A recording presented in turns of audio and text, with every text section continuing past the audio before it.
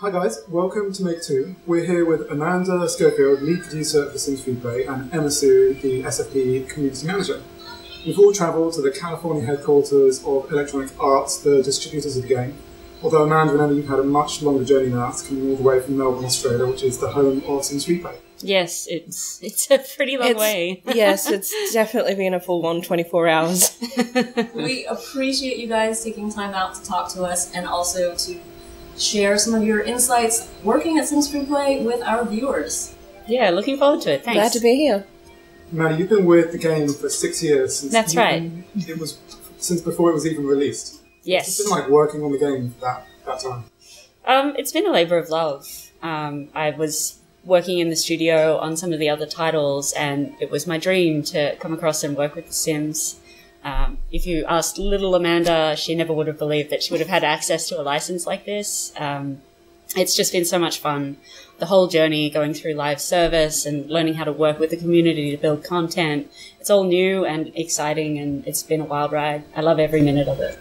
We've been very lucky in that regard. We've had a really supportive community of Simmers. I interact with them every day on social media, and we love hearing the feedback. We love hearing what they love, what they might not love as much. It gives us plenty of motivation, inspiration, and fuel to keep working. So how big was the team back in 2010 compared to now?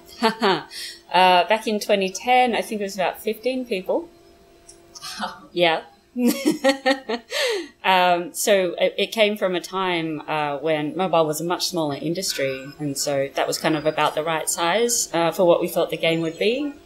But when it launched and it really took off, we started to add to it so that we could make sure that the content that was coming out kind of gave justice to the product that we were putting together. So now it's closer to 30 people, but it's gotten as high as 40 at some points. Mm. So you're the lead producer of the game. What does that involve day to day? Right. Well, it's changed a lot over the years. As the team has grown, my responsibilities have changed. But now I'm kind of more I have more responsibilities for the high level of the game. And there's producers under me who work closely with the leads on the team to bring through all of the execution of what we're building into every update. So I'm mostly working with the leads to determine what do we want to achieve each update. Is it hitting all of our goals and all of our quality marks? Do we think we're going to hit our dates? I work with some of our partners on that, and communicating out to the rest of EA about what's coming up, and also obviously to you guys. Sims FreePlay puts out a major update every 6 to 8 weeks, I guess. But each update we know takes months to put together. So how does the idea for an update first get thought of or pitched to the team? The very beginning of an update, how does that happen? Right. I mean, we start off with a lot of ideas from the team, things they want to try and achieve. We also start off with fairly hefty lists of what the community is asking for. Some of you may have seen that we run surveys through the game pretty regularly, and they're often little hints at some of the ideas we have about future content, which I think the community is well aware of at this stage. So we start with those kind of lists, and then we see if we can put the two together. Does this idea that the team wants to achieve, which is usually around engaging particular parts of the audience who maybe haven't had a chance to have some content for a while, does that match with one of the pieces of content or the ideas that the players are looking for at the moment? And then we try to put those together and build out a roadmap to build that out. So you've got your idea and you're starting on the roadmap. What are some of the steps and key processes you have to go through from idea to actually that big release date? Well, to be honest, it's a process that we've iterated on a lot, and we continue to iterate on today. I don't know that we've necessarily ever landed on this is exactly the right way to do it, and it really depends on the scope of the update. Some of the updates that are kind of something that we might have done before, we can put together a lot faster because we kind of have an idea about a quest, for instance. I don't know how many we've made at this point. I couldn't even say. I've lost count. It's over 30. It is well over 30, yeah. So something like the quest, we have a really good understanding of what it takes to put one of those together and how long it takes to build. So that has a much shorter process, and it tends to just be blocking out the story and an idea of how much time we want to spend in art and the complexity of the content, and then just going into production. But something like Professions, which was brand new and definitely the biggest undertaking we've ever had, we built that out over around 4 updates and started with a vanguard team who were prototyping the idea and starting to iterate through it over that time. And we played around with a bunch of different concepts, and then of course we continued to iterate on it once it was live. Let's get into the art and the audio, the animations. I mean, these are all just amazing for a free mobile game, especially compared to some of the other mobile apps that are available out there. Just the level of artistry and the detail and the complexity of the graphics in Sims FreePlay is really, really impressive. So how many people work in those particular areas? And I mean, for instance, how long does it take 30 to 40 people total, maybe broken down into their teams, to just create a new gameplay action or new clothes or, you know, a new house item? Right. Well, it kind of depends on the discipline. So we also have, as well as the internal team, we also use some outsourcing components of EA. So that was something that we struck up when we did the first mall update, which is how we managed to build so much content in one update. That was kind of been worked on behind the scenes for about 12 months. That was huge.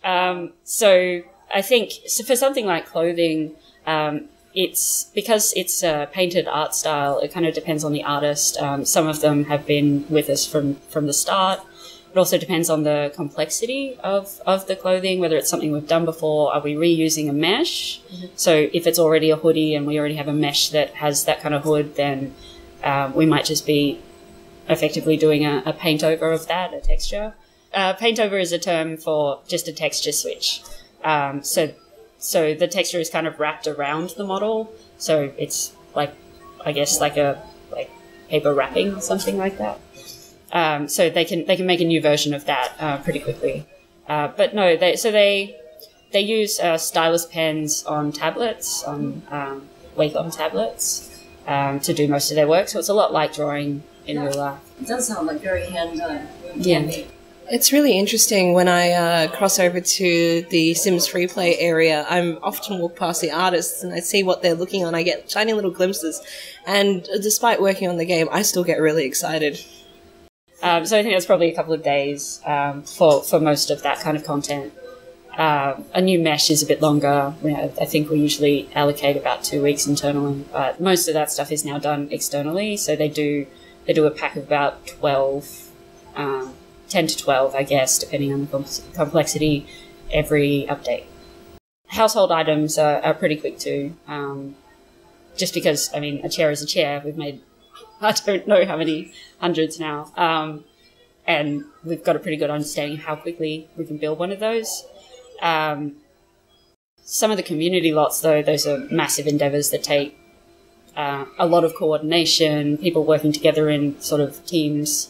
3 or 4 artists for most of them. Some of them much bigger, some of them take more. And sometimes we also supplement that with outsourcing as well.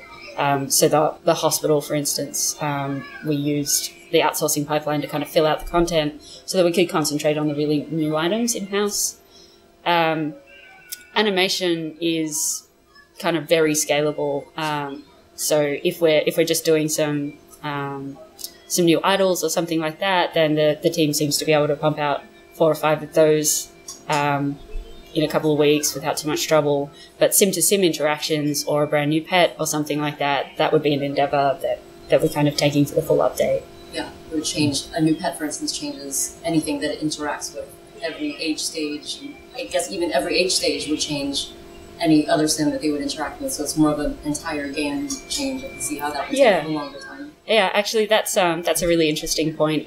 So one of the considerations we've had between 1 and 4 animators on the team at any one time, which is not many. So with having so many age stages, we have to hand animate every one of those. So a lot of you might see that sometimes it's a bit patchy as to whether or not the teens are supported or whether the toddlers are supported. That's actually because every one of those, we have to make a decision. Do we want an extra animation this update, or do we want to allow the toddlers to interact with that thing? The creation process for the animation is really interesting. I've seen one of the animators record themselves doing the action in real life and then recreating that action faithfully within the game. We're talking like from the ground up, making the rig, the model. It's really quite interesting behind the scenes. Yeah, that's brilliant. That's kind of the thing I'm always wondering about when I'm seeing something new in the games. Just what went into making that? Yeah. Because obviously the Sims are pretty small, but I imagine the 3D artists will have a much bigger model and much more detailed code. Right. Yeah, They they can. down into the smaller Sim. Yeah, so they can zoom in on that, and even though the top-down angle means that some of the facial expressions and things are lost, they put a lot of care into making sure all of that is coming through, so that the glimpses that you get still look really authentic, and you can still see the emotion on their face. Which also, means that our trailers, you can see it all in epic detail, which is great as well. So one of our favorite parts of any update is the quest and following along like the little story adventures that the Sims are going on. There's lots of fun references to pop culture as well. So how many people work on the story for a quest, and how is that put together? Do you do anything like storyboarding to kind of map out what the quest will be? Right. So we tend to allow one designer to own the story.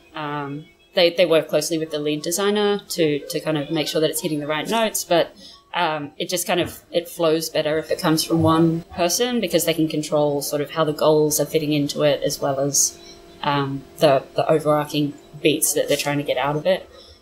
So we kind of start off with a much more cut down version of the story, just so that we can have an idea about what's the message that we're trying to get out of this quest.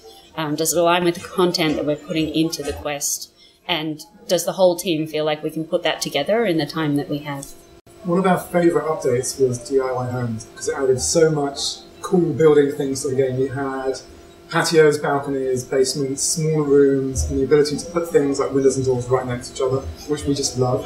What have been some of your personal favourite updates? Oh, wow. I've had so many.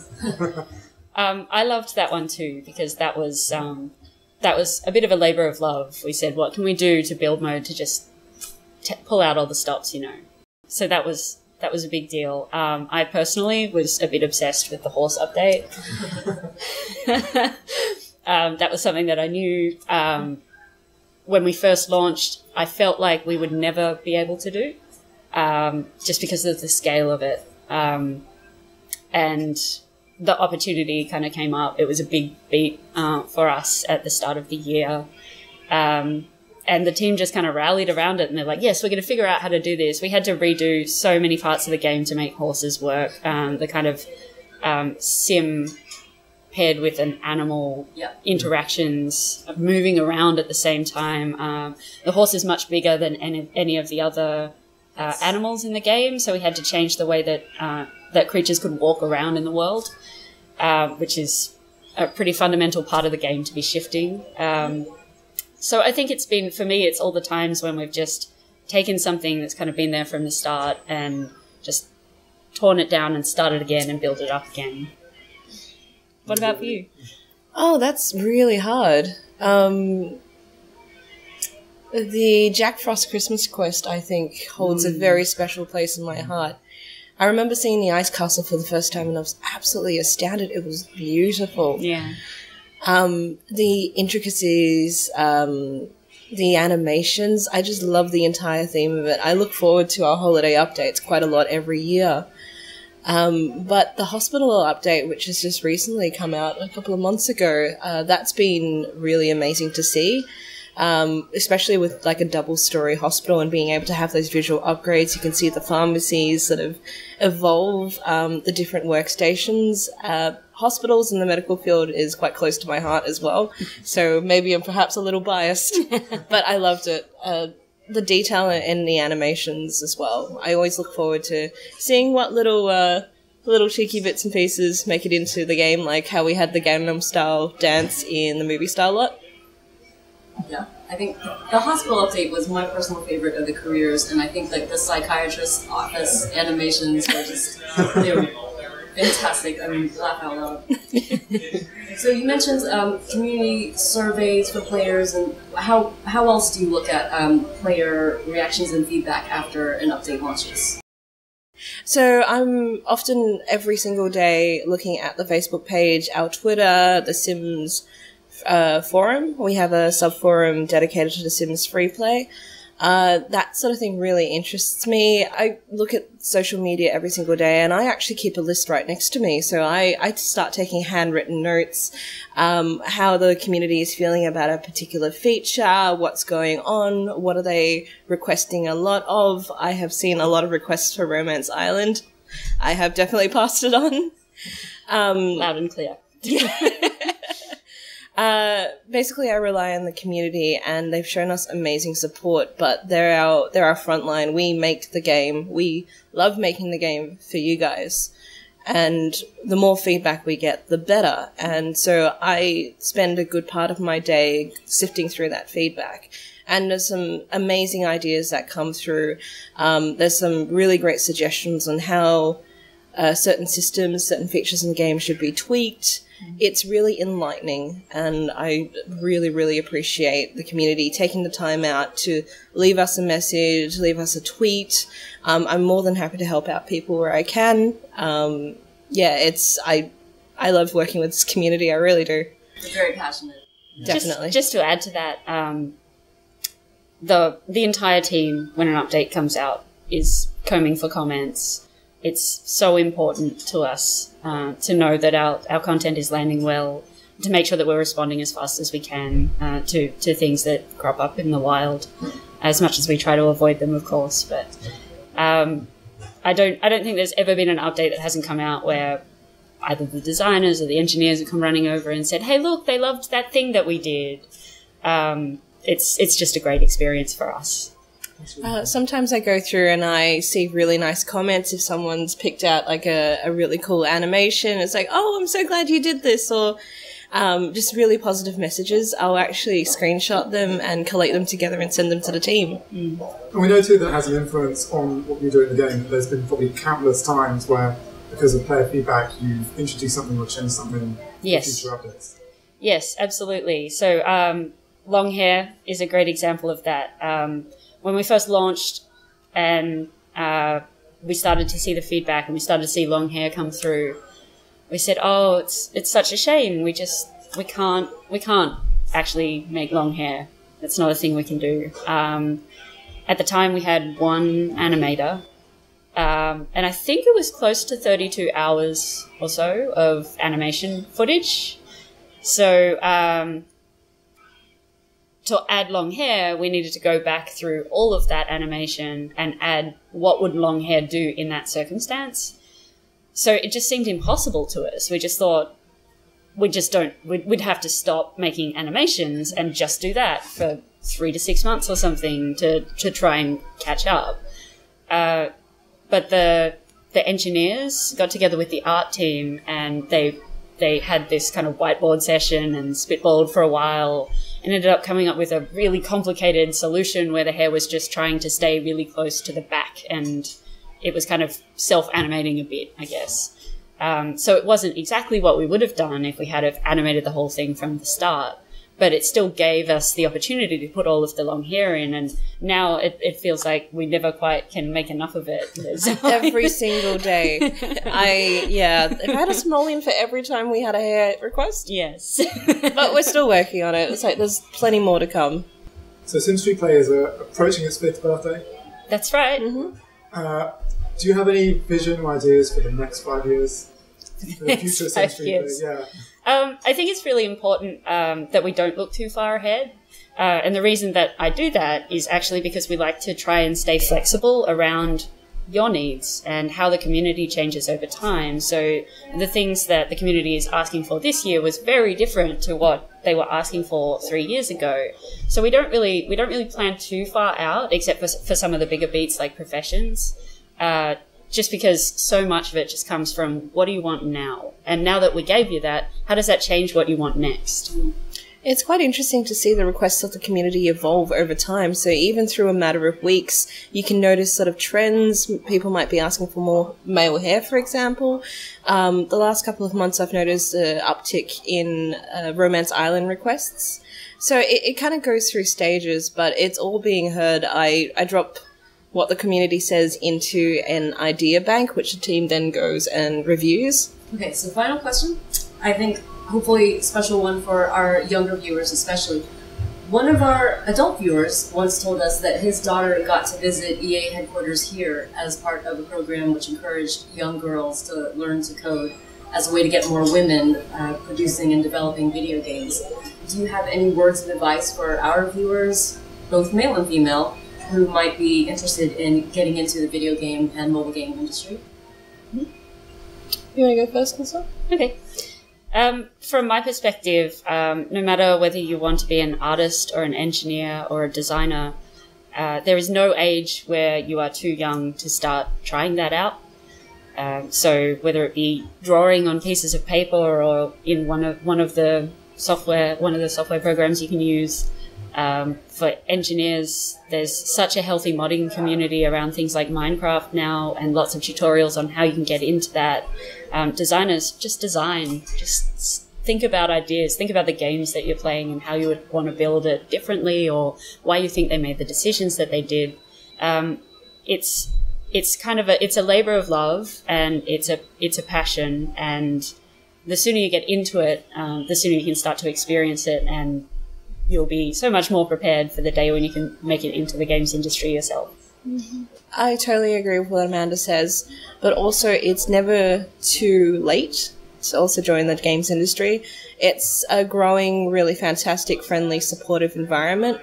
I had a fairly unorthodox entry into the games industry, but I will never ever look back. So always take any opportunity you can possibly get with both hands, because you never know where life leads you.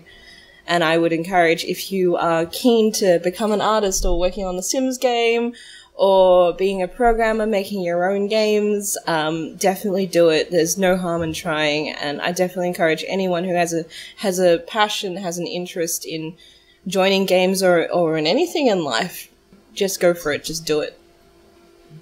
Thank you both again so much for taking the time and for speaking to our viewers who are passionate players of the game that you guys work on and make for us. Well, thanks to you and to all of your viewers for all of the years of support and for playing Sims FreePlay.